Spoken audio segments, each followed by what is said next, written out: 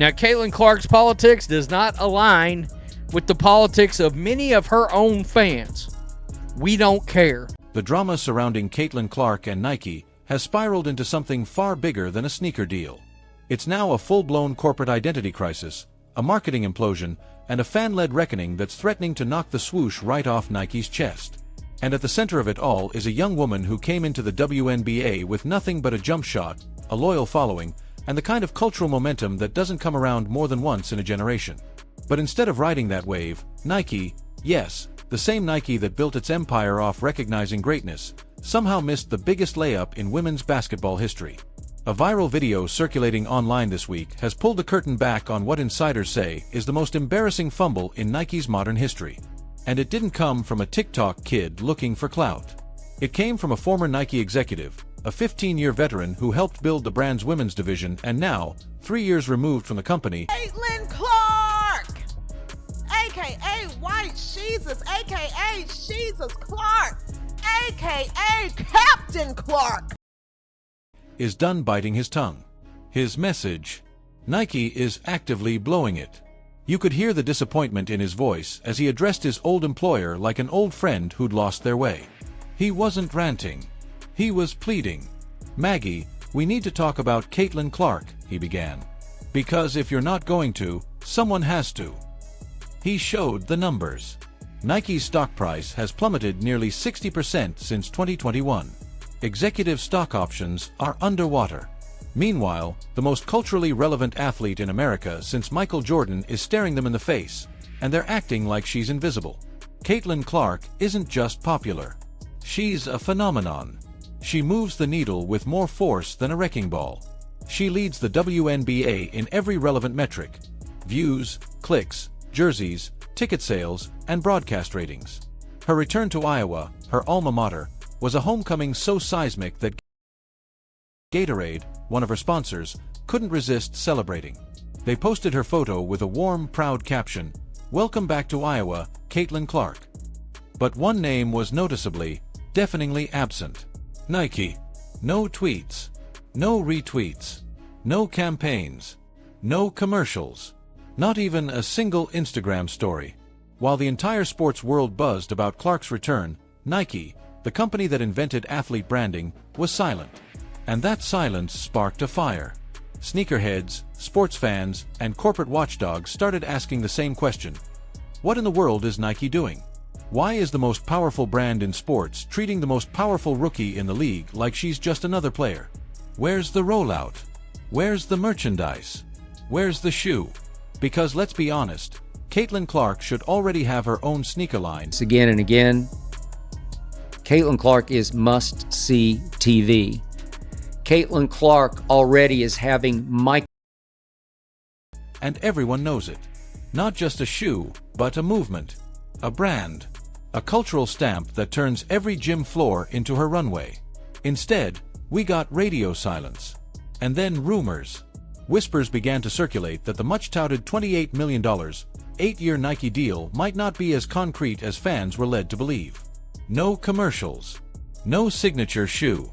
No marketing. Was the deal falling apart? Were negotiations ongoing? Or worse, had Nike already backed off, afraid to go all in? It would be bad enough if Nike had simply moved too slowly.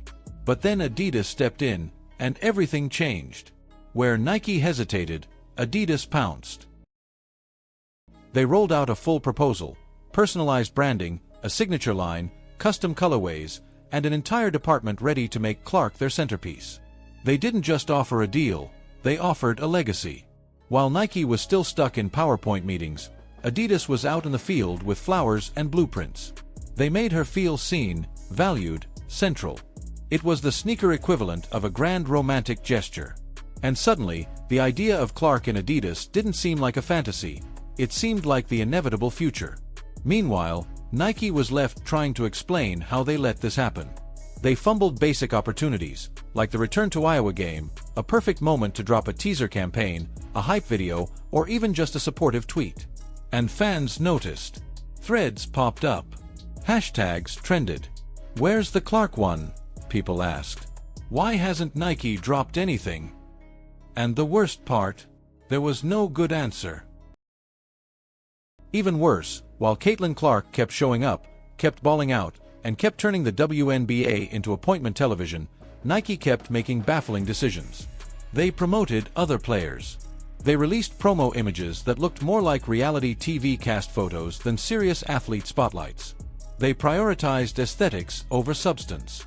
They handed Caitlin Clark what looked like a group deal, a bundled marketing package that tried to elevate everyone by dimming her light. It backfired spectacularly. This wasn't just a marketing misstep. This was a breach of trust. Because Clark isn't just another rookie. She's the main event. The face of a generation. The first WNBA player to draw NBA-level numbers in her debut season. And Nike treated her like a clearance rack extra. They forgot who they were dealing with, and now they're paying the price. The former Nike employee's video didn't mince words. "You're ghosting the most important female athlete since Serena," he said, shaking his head. "And you're doing it while your stock crumbles and your relevance erodes." He pulled up Google Trends data. No female basketball player even comes close to Clark in search traffic, except for Angel Reese, who Nike doesn't have under contract. That's right. Adidas got Reese. Nike had Clark. And now, both could be slipping away. To make matters worse, whispers of racial favoritism began to grow louder. Critics pointed out that while Clark was reportedly offered a deal, other players, specifically black athletes, hadn't received similar attention. Angel Reese herself addressed the disparity on her podcast, The Reese Life, questioning Nike's commitment to equality and fairness in how they reward talent. She didn't accuse Clark directly, but she called out the machine behind her. This isn't just about sneakers anymore. It's about identity, inclusion, and brand authenticity. And Nike, once the gold standard, now looks like it's playing catch-up in a game it invented. Even more embarrassing, rumors suggest Clark's team may have started pulling back. After months of stalled marketing, generic group deals, and no movement on a signature shoe, her reps may have asked for renegotiations. Maybe they gave Nike a deadline. Maybe that deadline passed. Suddenly, everything felt like speculation. Is the deal still alive? Is it collapsing? And why is Adidas so confident? Because here's the truth. If Caitlin Clark signs with Adidas, it will be the biggest sneaker shift since Jordan left Converse. Her shoe will sell out faster than Travis Scott's. Kids will camp outside stores. Instagram will explode. StockX will crash. And Nike will be left holding nothing but regret. Instead of the Clark 1, Nike gave us silence. Instead of momentum, they gave us maybes. Instead of a generational rollout, they gave us a clearance tag on greatness. And just when you thought the swoosh couldn't embarrass itself further, they pulled another twist. They announced they were releasing a shoe for A'ja Wilson. No disrespect to Wilson, she deserves it.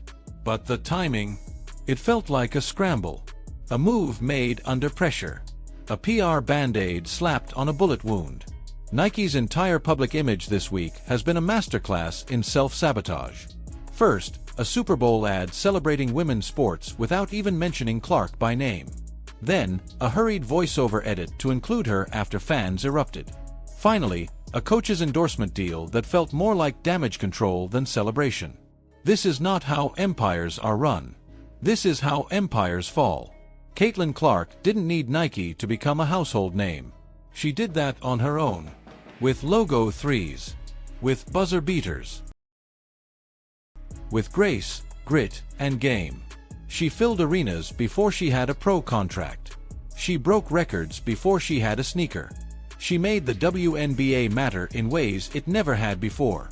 And she did it while Nike sat on the sidelines, scribbling notes on a marketing strategy that never came to life. So if she walks away, if she signs with Adidas, it won't be betrayal. It will be justice. Because Clark isn't just a bullet point in a campaign. She is the campaign. She's not just part of the movement. She is the movement. And if Nike can't see that, then maybe it's time they step aside. If you believe Caitlin Clark deserves better, drop a comment below with Clark won now. What do you think Nike should have done differently? Do you think Adidas is about to land the biggest endorsement steal of the century? Like this video, subscribe, and turn on notifications. because this sneaker war is just getting started, and Caitlin Clark is holding all the power.